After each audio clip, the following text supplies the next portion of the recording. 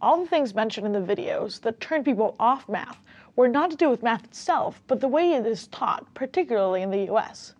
People talked about it being monotonous and too abstract and not linked to life, something you couldn't even have feelings about.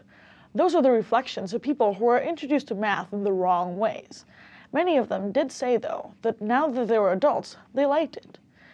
You may be unfortunate in classrooms that offer math as a dry, monotonous subject, or you may be fortunate and in classrooms where math is shown as a living, breathing subject with lots of ways to access it. But whichever you're in, this course will help you as it'll show you the real nature of math, not the boring, dry version often presented in textbooks, but living, breathing math that is all around us in the world, the math that you can have a positive relationship with.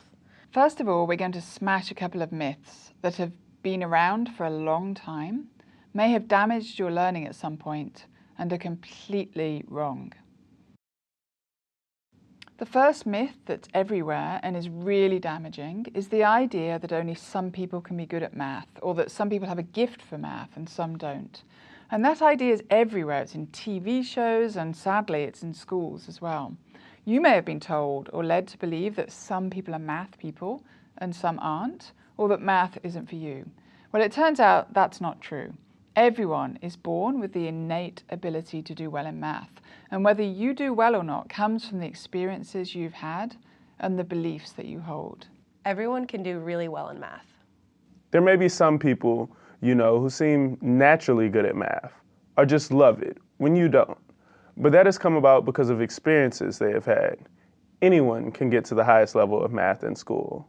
There is no such thing as a math person or the idea that some people are math people.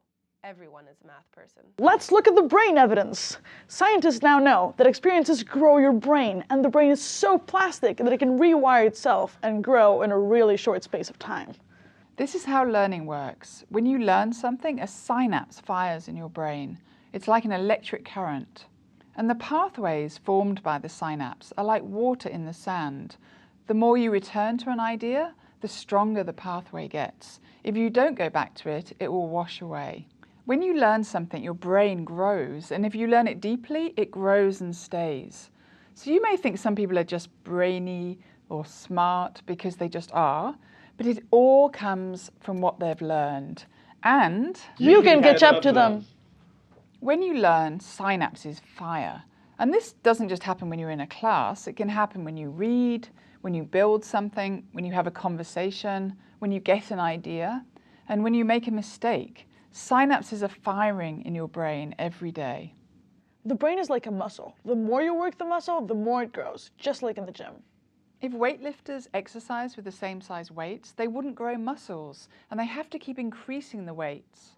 It's the same with math. The harder you think, the more you struggle with an idea, the more your brain grows. What was a really important message you've just heard? You can choose as many as you like from this list.